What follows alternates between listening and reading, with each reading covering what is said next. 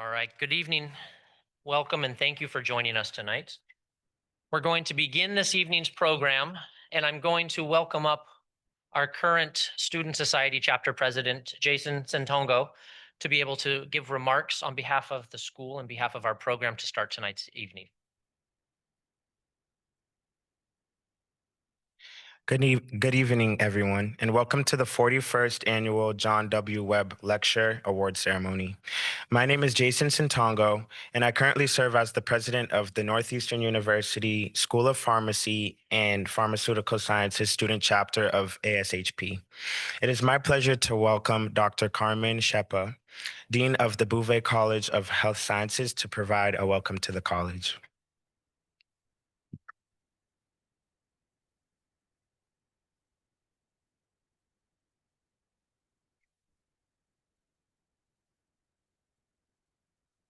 Good evening, everybody. It's nice to be here. I'm honored to be joining all of you today to celebrate the 42nd, is it 41st? 41st Annual John W. Webb Lecture, recognizing outstanding leaders in health systems pharmacy. As mentioned, I'm Carmen Shepa. I'm Dean of the Bouvé College of Health Sciences, which houses the School of Pharmacy and Pharmaceutical Sciences. And it was really wonderful to be working with such a great group of faculty and staff and our students who are certainly the pleasure of the work that we do in terms of getting them ready and highly prepared for the professions that they are seeking to achieve. But we're here today very excited to welcome our recipient of this year's Webb Lecture Award, and that is Stephen Eckel. So congratulations and thank you for being here.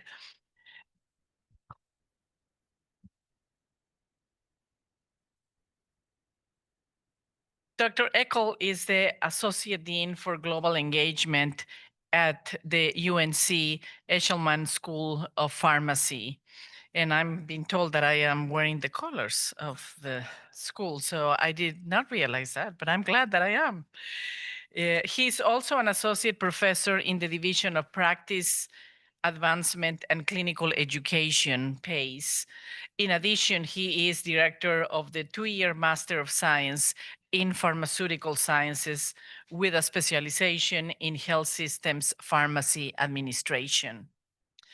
I would also like to welcome our past Webb Lecture Award recipients and members of the Webb family. And I know some of you here and appreciate your being here today, joining us for this special event. Excellence and Leadership Guide Northeastern University Values and Mission, and you all, the awardees and the Webb family, represent that legacy as well. And this audience also exemplifies the values and the commitment that we have to pharmacy education.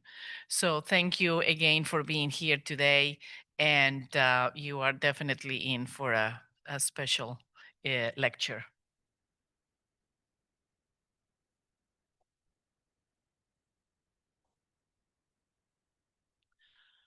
And now it's my pleasure to welcome Michael Gagno, clinical professor and interim dean of the School of Pharmacy and Pharmaceutical Sciences, to bring greetings from the school. Thanks, Jason.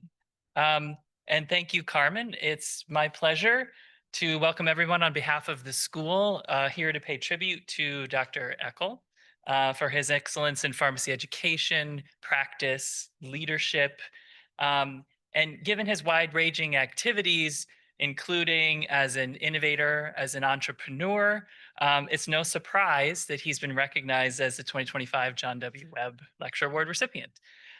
We're excited to hear you speak. We'll get to that. We have to do lots of things before we get there.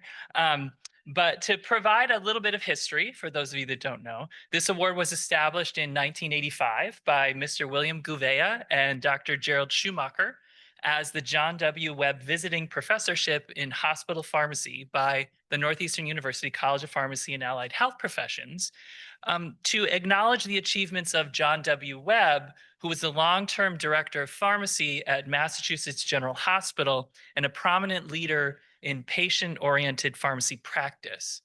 So we're so lucky to continue to recognize leaders in our field who continue to make significant impacts on patient care. And as we get underway, I don't need to invite you. You're already here, but I'm going to invite Jason, clinical professor and chair in the Department of Pharmacy and Health System Sciences, to provide some additional remarks.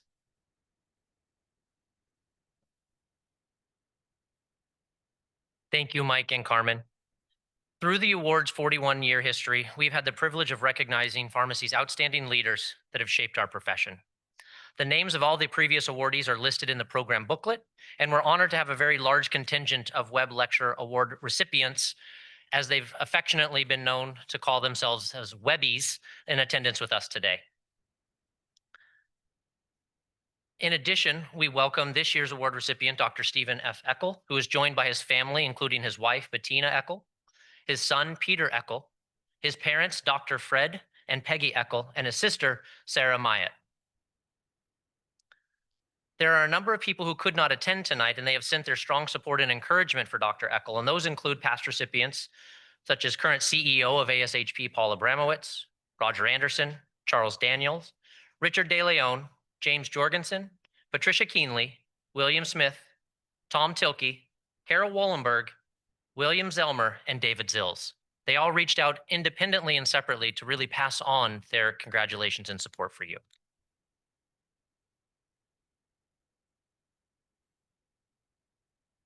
In addition, we would like to recognize both Dr. Melanie Dodd, the current president for ASHP, and David Chen, who serves as the vice president for pharmacy leadership and planning at ASHP, as well as Ross Thompson, who serves as the system vice president and chief pharmacy officer at UNC ELF. Each have been instrumental in moving forward the profession and developing the next generation of pharmacy leaders. Please join me in recognizing our distinguished guests, not only for being with us today, but also honoring the legacy of John W. Webb. Their contributions in expanding leadership at all levels, developing excellence and innovating, creating synergies across the profession and overcoming inertia, while nurturing and imprinting leadership relationships, fostering a team-centered focus and spirit, all in an effort to improve care.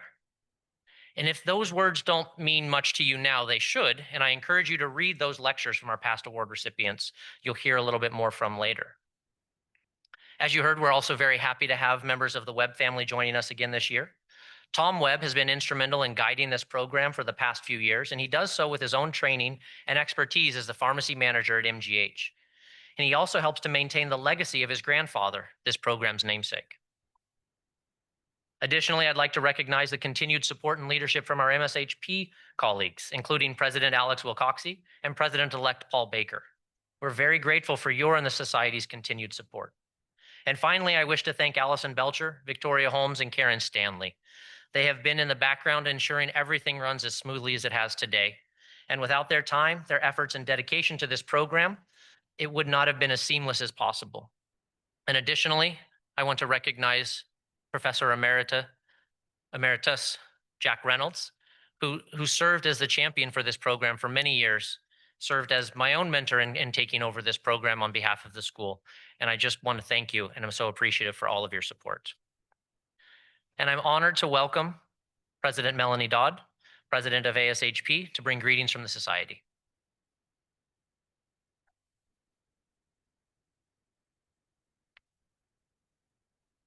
Good evening and greetings. Jason, thank you for that kind introduction. It is with great pleasure and appreciation to be afforded time to address you all this evening for the special year of the John W. Webb Lecture. ASHP has had the honor of being a partner with Northeastern since 2006 in the administration and selection of the John W. Webb Lecture Awardee. The partnership is very significant to ASHP and our continued commitment to recognizing exceptional leadership in pharmacy. We appreciate the opportunity to be a part of Northeastern's celebration of John's accomplishments. Joining me today from ASHP is David Chen, Vice President for Pharmacy Leadership and Planning. Stephen, on behalf of ASHP, congratulations on being recognized for your many years of leadership within our profession. You truly demonstrate the characteristics embodied by the definition of the award and its prior recipients with your many years of team leadership that yielded pharmacy practice innovations, profession leadership, enabling the success of peers and future leaders, and dedication to advocating for our profession.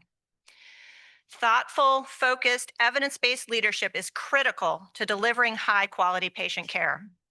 The Webb Lecture Award recognizes a health system pharmacy practitioner or educator who has shown an exceptional commitment to excellence in pharmacy management. The individuals recognized by the Webb Lecture Award have distinguished themselves in the ever-changing healthcare environment. They have made notable contributions through their innovative thinking, commitment to quality education and training, and their ability to effectively lead teams. They are individuals who have demonstrated the vision that has been necessary to advance patient care. They embody the excellence we strive for today in pharmacy practice and management and lay the groundwork for the legacy we aim to build for future pharmacy leaders. Not to give away too much of Stephen's lecture, but his title of An Evidence-Based Future for Pharmacy Leadership embodies his commitment to research and publications dedicated to studying and documenting critical aspects of educating and developing future leaders for our profession. Stephen has embodied these principles of commitment to leadership his whole career with his teams and within professional engagements. Stephen exemplifies extraordinary dedication to fostering excellence in pharmacy management and administration through his years of professional leadership, including as an ASHP board member. Leadership in developing and educating hundreds of residents and innovating with the UNC Masters in Health System Pharmacy Administration program, which now reaches learners across the country. A passion for contributing to the evidence and publications with dozens of book chapters and peer-reviewed journals, addressing critical topics such as layered learning, student and residency training, leadership development, and leadership competencies. In preparing my remarks, I reflected on what I have had the pleasure to learn about Stephen and what he has helped build and lead for pharmacy. And as I reflected on the lectures of those here with us today, Stephen has so many traits captured in the words written by our past Webb awardees and has worked tirelessly to set the example best practices reflected in lectures by awardees. John Clark, 2024, fiercely collaborative, a discussion of teamwork, trust, and appreciation in pharmacy practice. Debbie Simonson, 2023, hurricanes, an unexpected source of wisdom, innovation, and strength. Stephen Schaefer, 2022, wait, what? Clinicians as our future leaders. Linda Tyler, 2015, imprinting leadership. Paul Bush, 2011, leadership at all levels. Jim Stevenson, 2010, overcoming inertia, achieving more rapid transformation of pharmacy practice. And Marianne Ivey, 2007, expanding the pharmacy enterprise, leadership needed. Stephen, your influence on fostering excellence in pharmacy leadership and management is truly to be admired. I am very honored to have the opportunity to be a part of the recognition of your contributions to the pharmacy profession. We are all looking forward to your Webb Lecture this evening and celebrating your recognition as the 2025 Webb Lecture Awardee. Congratulations.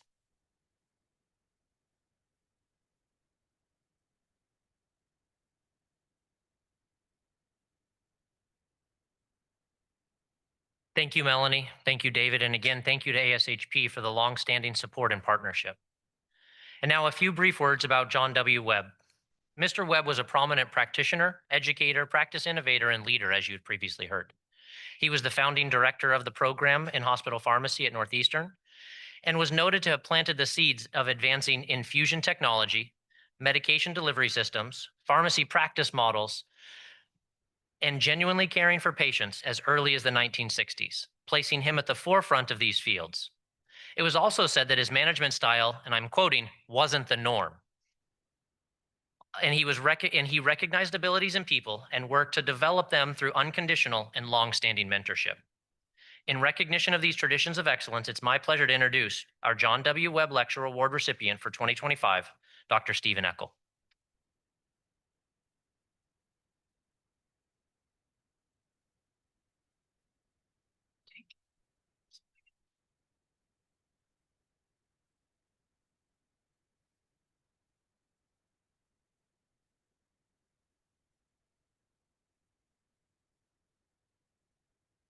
Before I get into my prepared remarks, I was sitting there reflecting on my first interaction I actually had with Northeastern University School of Pharmacy. I matched as a PGY1 resident at Duke University Medical Center, and one of my co-residents was from Northeastern. Really hadn't heard about that school before, but I can tell you he was the smartest, most prepared individual I'd ever seen. And so I left that year recognized and holding this university into high esteem. So congratulations on a great way that you prepare residents 20 plus years ago, and I'm sure you still prepare students in the same way, in that same manner. But it is a tremendous honor for me to receive this recognition. I'd like to thank the Webb family, ASHP, and Northeastern University for their investment and continued stewardship of pharmacy leadership. While I was nominated by peers and colleagues, the selection committee is made up of past winners. These are people who I have looked up to throughout my career, many of whom I have sought counsel or perspective on handling different situations. Others have created opportunities by inviting me to join committees or other positions of leadership. Some of you are here, but many others are not. I appreciate your unique and individual contribution to my growth. I also know of the power of the Webb Lecture. In classes that I teach, I have used impactful Webb lectures to illustrate a point and to introduce aspiring health system pharmacy leaders to this award. Knowing the potential staying power of the lecture brings gravity to the preparation and the remarks, hoping that what I say today will challenge the diversity of the audience and be as relevant in 20 years as it is today. Many people might not know the career journey that I've taken to this point. You get to know a person and tell yourself that this might have been their trajectory and passion from the beginning. I often refer to my career as serendipity or accidental, as where I am and what I am doing was not at all expected or planned. I trained and wanted to be a clinical pharmacist, studying and learning the medical literature so that I could apply it to the patients for which I had responsibility. As you can tell, that is not close to my position today. I credit unexpected opportunities and a willingness to try new things as how I shifted from a direct patient care position to an operations manager of central pharmacy, which is about as big of a shift one can take. Early in my career, I also took a leadership position within our pharmacy residency program. These opportunities gave me real-world experience into pharmacy administration and leadership. After being involved for years in frontline leadership at UNC hospitals, I transitioned to academia, and now I teach aspiring pharmacy administration leaders in the skills and activities needed for leading complex organizations. Over time, I have solidified observations on the current state of health system pharmacy administration and leadership, and use this to teach future pharmacy administrators. Here are a few truisms that guide me and provide the continuing spark for my pharmacy and passion in education. First, the demand for filling leadership positions is far outpacing our supply in developing leaders. I estimate that we have to fill 1,800 to 2,000 pharmacy leadership positions a year in hospitals across the US, 1,800 to 2,000. Because of the need to fill these positions, we have many excellent managers and clinicians who are not adequately prepared, but needed to fill these leadership positions. That's because we only graduate about 200 at most per year in pharmacy administration and leadership residencies. And so the gap has to be filled by individuals that are working in hospitals today. And sometimes, because of that big gap, we have to hire people who are not ready for these roles, but we don't have other viable options. Third, a lack of strong leaders within a health system limits the advancement of direct patient care activities that a pharmacist can provide. And fourth, pharmacy administration and leadership can be taught from a knowledge base, and the habits are gained by implementing the learnings. Sarah White has eloquently referred to little L leaders throughout much of her work, how we can learn to lead ourselves and influence from that role. Well, I think that this understanding is important and should not lose focus within pharmacy education and the profession. I'm tailoring my comments to big L leaders, those individuals within the workplace who have positions of authority and influence. This could be entry-level management positions like lead pharmacists, lead technicians, supervisors, or managers, all the way through senior level positions with titles like director, vice president, and chief pharmacy officers. Each of these roles are critical positions within our organizations, and we need to employ high quality and well-trained leaders for them. Without these individuals, our departments begin in a position of deficit. People who do not have enough training and experience in administration and leadership for the challenges of today. As I shared my career journey, I have transitioned from direct patient care to administration and then to academia. This experience and my reflection on each of these steps has influenced my approach to training pharmacy administration and leaders. In honor of my initial clinical training, let me provide you with two clinical scenarios to ponder. First, a 59-year-old man was admitted to the emergency department with shortness of breath and palpitations. Upon obtaining an EKG, the patient was found to be in atrial fibrillation.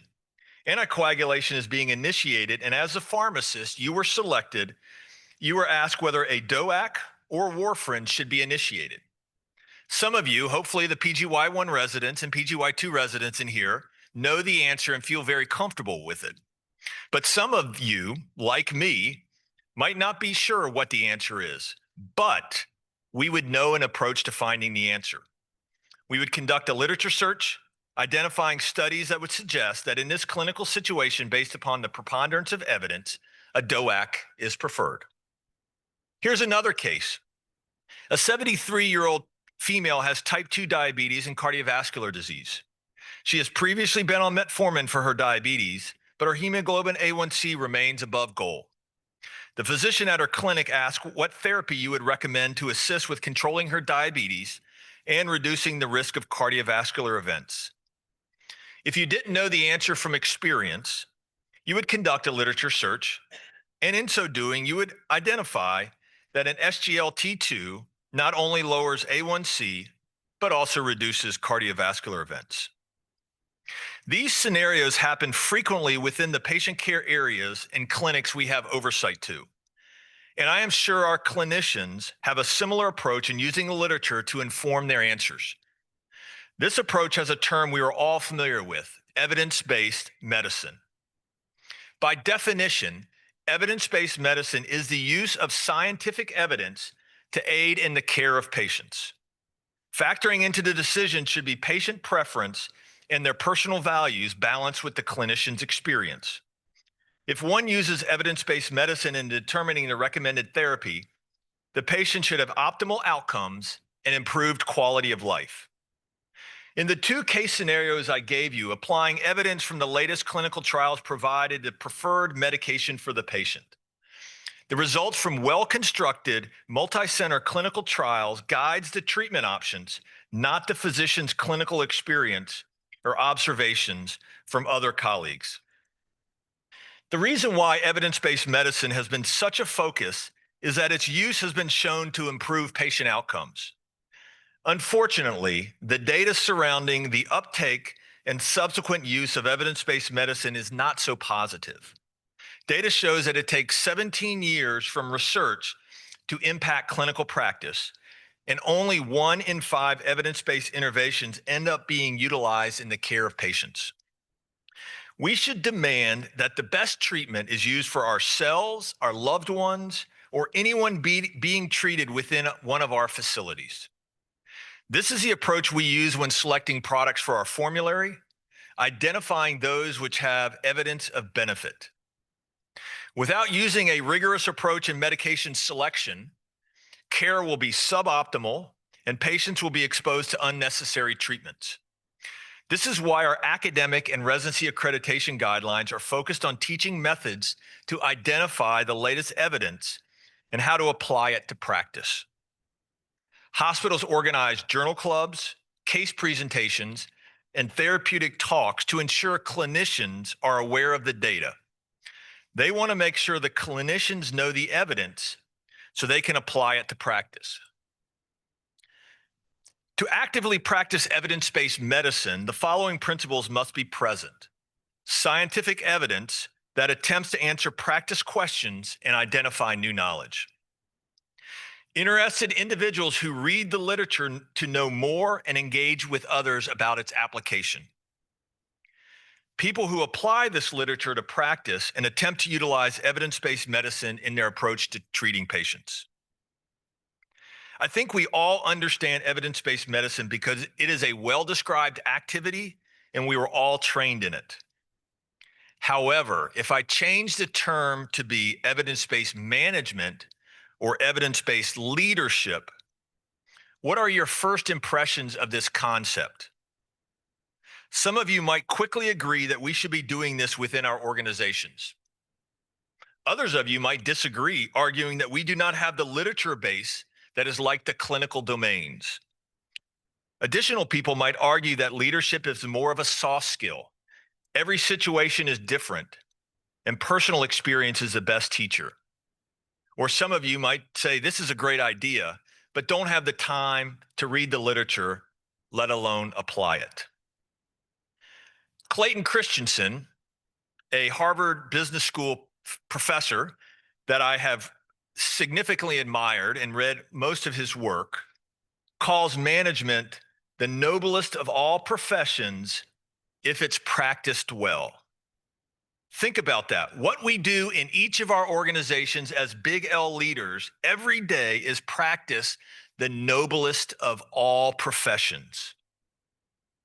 My guess is that our workplaces do not make us feel that way, or our staff do not always treat us in that manner. If your experience does not resonate with that statement, why do you think he would say it? I believe he sees management, or I might use the term leadership, has the opportunities to help others achieve their dreams and aspirations, to fulfill their individual calling, and to make a difference in the world through their job. Leadership can allow human flourishing to occur. I know this might not be how we feel at many points throughout the day, but that is what we get to do. We get to help others achieve their vision for their life. This is a noble calling. We have to refrain our approach to leading others and to place each employee in the best environment for thriving. I believe the way to do this is to practice evidence-based leadership within our organizations. I've talked about evidence-based medicine and what is needed to practice it. Now, I would like to define the concept of evidence-based leadership and provide some justification on where and how it can be practiced in the profession of pharmacy. By definition, evidence-based leadership is the review and application of tested and published evidence, not experience, when setting strategy, leading a team, and implementing a change that has the potential to impact operations, clinical practice, finance, and medication safety of the pharmacy department. While health system pharmacy is a major area in which pharmacists can practice evidence-based leadership, there are so many other pharmacy sectors in which this approach applies. To highlight this concept, I'd like to provide you with 3 administration case scenarios and then provide an approach to addressing them through using evidence-based leadership. The first one, Your healthcare organization has significant financial challenges. The cost of care appears to be increasing. Length of stay is not budging, and inpatient admissions are below target. Health system leadership recognizes that they need to implement controls to get ahead of current and future cash concerns. One strategy is to limit refilling of vacant positions. The organization states that these positions can only be posted for recruitment if the productivity of the department exceeds a certain threshold. Since the organization has not used productivity benchmarks in the past, the Chief Operating Officer asked the Chief Pharmacy Officer to suggest a metric to use for the pharmacy department within the next week. How do you go about identifying the productivity metric you would like to be measured against? Here's a second case. You catch up with a colleague of yours at a professional meeting. In the course of the dialogue, she tells you that they are having significant turnover in some of their key pharmacist roles, and it is impacting morale.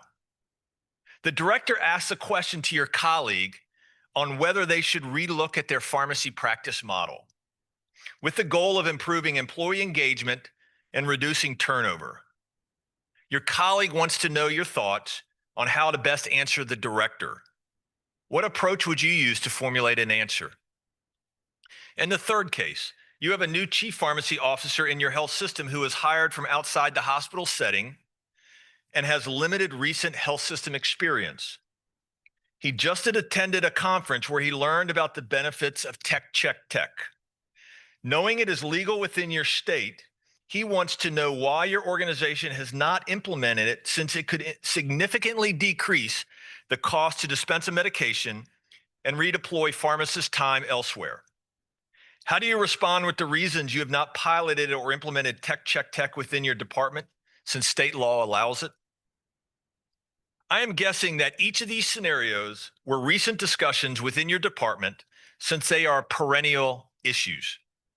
I also believe that each of you could formulate a response to resolve if asked. I would like to approach each of these scenarios through the lens of evidence-based leadership, just like we would if this was a patient case and we were to be practicing evidence-based medicine. The very first case on productivity management is really a form of benchmarking, a very contemporary topic today. The conversation I'm familiar with usually starts out by people being frustrated about having to be benchmarked, then all of the problems associated with the current metric that they are using, and how one cannot compare themselves with a metric to another department. Even though this is a topic we are all managing through, articles appeared in ASHP in the late 1970s that described their approach to identifying the right amount of staff for the workload in their department. So one of the first articles published was a student at the University of Connecticut named Joe DiPiero, who has since retired. That is how long we have been talking and publishing on this topic. The issue hospital pharmacists were trying to address in the 1970s concerning the proper amount of resources are no different than what hospitals are dealing with today. From a recent lecture in the UNC MS program on hospital pharmacy operations, we were discussing benchmarking, and I asked the students to provide the class their organizational metric for pharmacy productivity. Here are some of the answers I received. One hospital uses charges. One hospital uses adjusted patient days. One hospital uses doses dispensed. One hospital uses census days. One hospital uses hours per adjusted patient day. One hospital uses pharmacy adjusted patient day case mix index. One hospital uses pharmacist interventions plus order verification. One hospital uses a GPO operational dashboard. One hospital has a fixed cost model for pharmacy. Two hospitals do not have a productivity metric. This to me suggests extreme heterogeneity across health system pharmacy in the US regarding the best metric for pharmacy productivity. And to be honest, we should all be embarrassed. If the goal was to practice evidence-based leadership within our organizations, the first step is to review the literature to identify if the preferred benchmark that captures all the work within our pharmacy exists. Looking at the pharmacy literature regarding this idea, there are single institution descriptions about their approach to evaluating a metric. These studies describe how a department took an inventory of work that is completed within the department, associated a time component, and used that to determine productivity.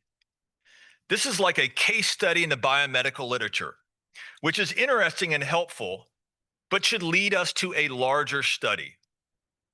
With the heterogeneity of each organization's approach, 45 years of various departmental experiences, and no multi-center studies trying to identify the ideal metric, I am left to wonder the following questions. Are people aware of the literature that has been published?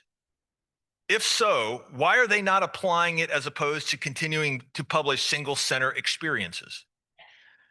If the literature that has been published does not meet our needs, why are we not constructing the larger studies to answer the important question?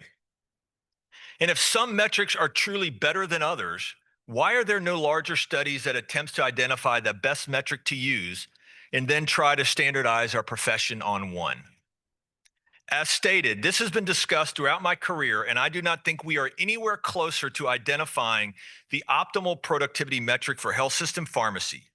We are not practicing evidence-based leadership.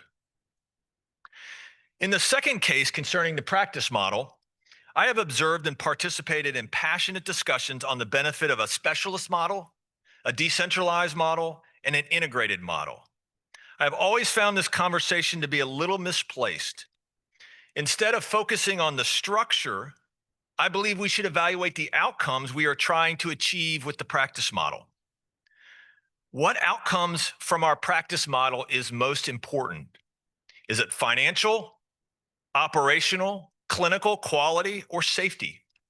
Unfortunately, we have not systematically identified across our profession the broad departmental outcomes that should be monitored.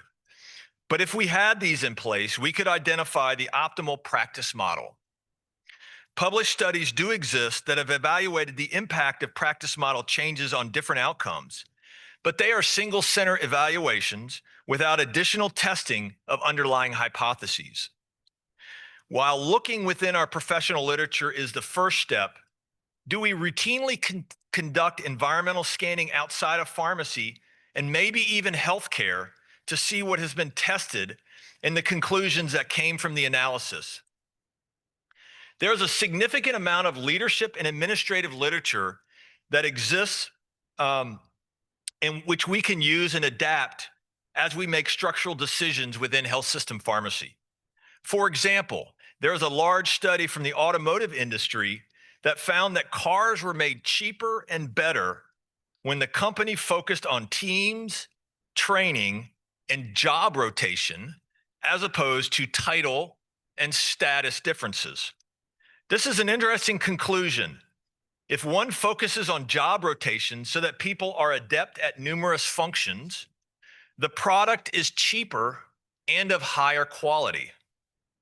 Some might take from the study the rotational model is better than the specialist model. That could be true if the outcome you're striving to achieve is focused on efficiency and quality. But we need to know what outcome we are trying to achieve before we start making conclusions. In addition, we should test that this result translates from the automotive industry to healthcare.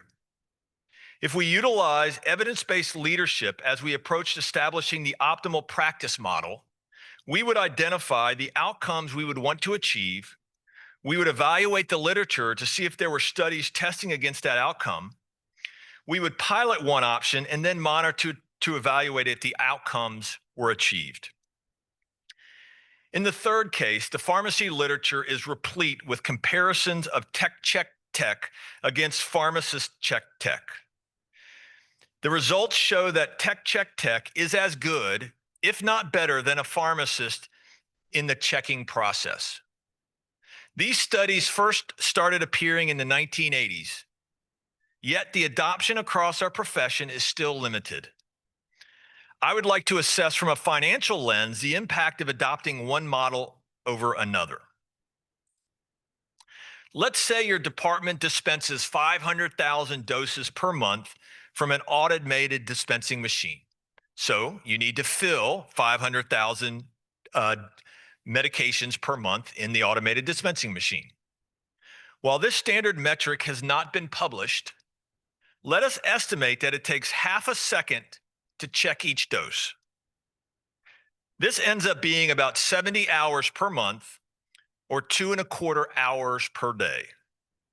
With a standard technician and pharmacist salary, the pharmacist check tech model is about $3,000 more per month or $36,000 more per year than a tech check tech model. That savings is almost a technician position, and it allows you to deploy your pharmacist 2.25 hours per day to something else. Let us say the metric is 2 seconds to check each dose. This would be 9.2 hours per day or $11,500 more per month and $135,000 more per year for the pharmacist check tech over the tech check tech model in this scenario.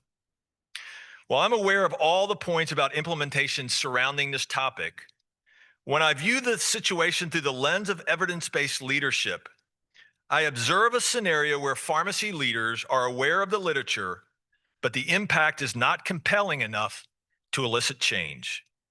Is it because we do not really believe the data? The implementation is more difficult than the benefit, or we do not have a departmental benchmark like cost per dispensation that motivates us to identify the safest but most efficient manner to establish operations. If we want to practice evidence-based leadership within pharmacy administration at our health systems, I would recommend that we follow these principles. 1, we need to be disciplined in reading the literature impacting pharmacy administration and leadership. Unfortunately, this is more difficult than it seems. Data shows that reading rates are declining in our society. Surveys asking people whether they read or listen to audiobooks for pleasure, so read or listen to audiobooks for pleasure, has fallen from a peak of 28% in 2004 to 16% in 2023. So 16% of individuals surveyed read or listened to one book per year in pleasure. Only 54% of Americans read or listened to one or more books in 2023. And a total of 21% of the 16% read or listened to 10 or more books. I recognize that without developing a desire to read and the discipline to do it, knowing the literature supporting evidence-based leadership will be extremely difficult. Second, our departmental leadership team meetings should balance the business needs along with developing a culture of learning and curiosity. Include journal clubs, book clubs, and topic discussions as a routine agenda item, and make sure to leave time for application. We need to be a book doer, not a book reader. Clinicians do this regularly, but I do not find much more than periodic book club occurring in our leadership team meetings. Third, we should always be ready to implement pilot projects, recognizing that a portion of them will fail. Failure is okay. Fourth, each pilot project should collect and analyze data to assess if the change led to improvement or not.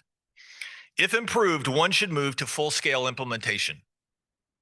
And finally, we should present and publish our findings so that others can learn from our experience and future projects can build off of our work. While I recognize that what I described to you will not be easy, failure to practice evidence-based leadership leads to poor outcomes, inefficient systems, and not serving our employees well. We end up with operations that are costly and not optimized. We have a work culture that leads to higher turnover and ultimately poor patient outcomes. Since I am in an academic institution currently, I would say that this issue is not limited to health systems. Academia, from my perspective, has lots of opportunities to grow in its application of evidence-based leadership. Starting from what is prioritized to hiring in leadership positions through how organizations are structured and incentivized, I wonder sometimes if our issues within academic pharmacy is our lack of prioritizing and developing leadership skills. I was told this past week that there are 25 dean positions currently open. From knowing, and that includes my institution, from knowing what we focus on with our dean candidates, we want people who are excellent grant writers and educators, not people who excel in marketing, finance, and leading people. I think we have opportunities to grow in academia, just like we have opportunities to grow in health system pharmacy. Failure to practice evidence-based leadership within our organization leads us to practice a term called pseudo-pharmacy. Ken Barker, in his 1981 Whitney address titled Pseudo-Pharmacy, Practice and the Future, coined that term. While I'm guessing that many in this room have not read this lecture, it is an impactful topic. The term pseudo-pharmacy refers to knowing what one should implement within their pharmacy based upon the data, and even telling others what they should do, but not doing the hard work to offer the service on all patients at all times. I would consider Ken Barker to be a person that practiced evidence-based leadership actively, asking questions on how to improve departmental operations, testing those hypotheses, and then publishing the findings. He described failures of evidence-based leadership within his Whitney address, specifically within the unit dose system. As any graduate of our MS program has heard me say multiple times, while we might observe pseudo-pharmacy being practiced more often than we would like, we will not be ones to propagate and continue that mindset. I would challenge each of us in attendance to avoid practicing pseudo-pharmacy. Understanding and implementing evidence-based leadership within our daily practice will guard against pseudo-pharmacy and elevate pharmacy administration leadership within our workplace and across our health profession. Before concluding this talk, I would not be here if certain events or activities in my life did not happen. Isaac Newton says, "If I have seen farther, it is by standing on the shoulders of giants." If anyone has had an opportunity to travel to Australia and attend a professional meeting or presentation, you will know they always start with an acknowledgement of country. This sincere statement is to recognize the traditional owners and custodians of the land. In it, they recognize the elders past, present, and future. In the same way, they recognize the traditional custodians of the land at the start of the presentation. I would like to conclude my presentation with recognition of some of the past, present, and future elders of pharmacy who have cultivated and developed me and created the experience for me to be on this podium. Future. Throughout my career, I've had the privilege of teaching, mentoring, engaging with the future of clinical pharmacy and health system pharmacy administration through residency training and teaching in the MS program. These individuals are sharp, passionate, and want to make a difference and care about the patient. I want to personally thank each of them for challenging me, asking tough questions, and giving me the energy to keep innovating.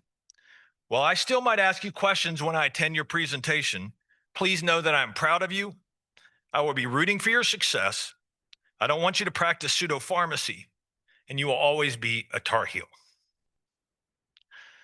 Current leaders. I was very fortunate to start my career at UNC Hospitals.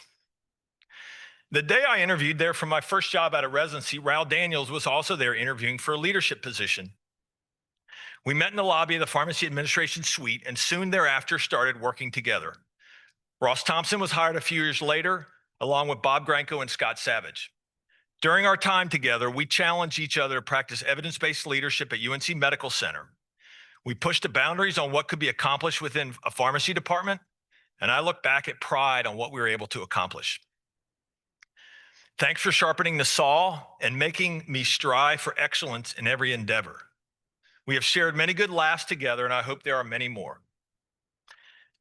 In past, I've been very honored to have two professional giants speak into my life, to create opportunities for me to blossom, to encourage me when I was frustrated, and to tell me when I was wrong. Jim McAllister gave me my first position out of residency. He gave me the opportunity to be involved in residency training and to launch my career in pharmacy administration. If you knew Jim, you knew he had a larger than life personality.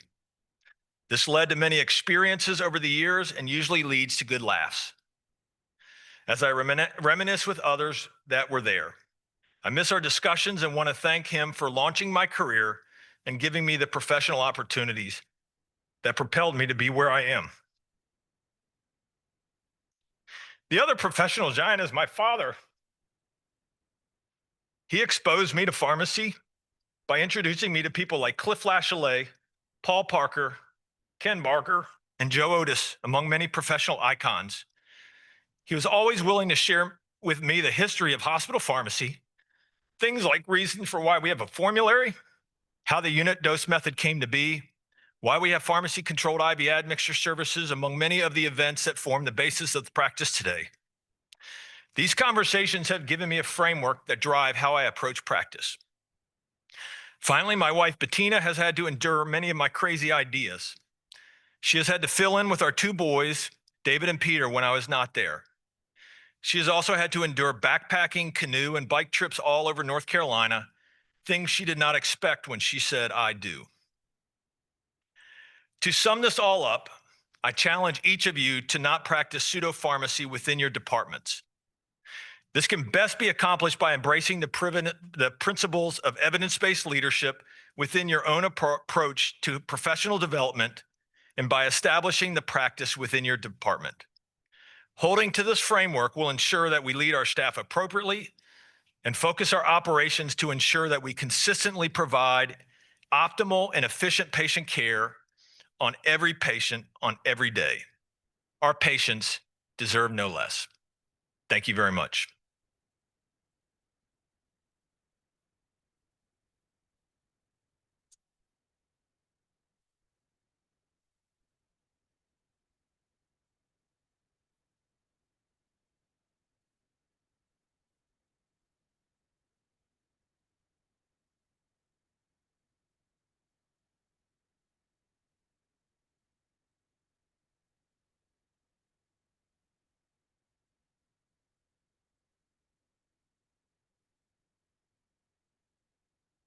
Stephen, thank you very much for the inspiring lecture and for all that you have done for our profession. I've learned a lot in the 2 times that I've heard this, and I learned something new each time, and I appreciate that you continue to drive home that message of evidence-based leadership. It's something that's resonating and is already giving me an action item for our next department meeting. So personally, thank you. At the ASHP Conference for Pharmacy Leaders earlier this month, the ASHP Section of Practice Leaders and Northeastern University formally presented Stephen with the John W. Webb Lecture Award for Excellence in Pharmacy Management and Leadership. Tonight, and I'll be stepping away in just a moment, we are keeping with the longstanding local tradition of offering a special gift to our award recipient. Hopefully, everyone in the room has heard of Paul Revere, one of the founding fathers and sons of liberty. And when he was not out on midnight rides, he was working as a silversmith and engraver in the north end of Boston. And we are going to present to you in just a moment a modern version of one of those Revere bowls. I'm going to step over here and get this for you. I apologize, I'm probably going to have to open this.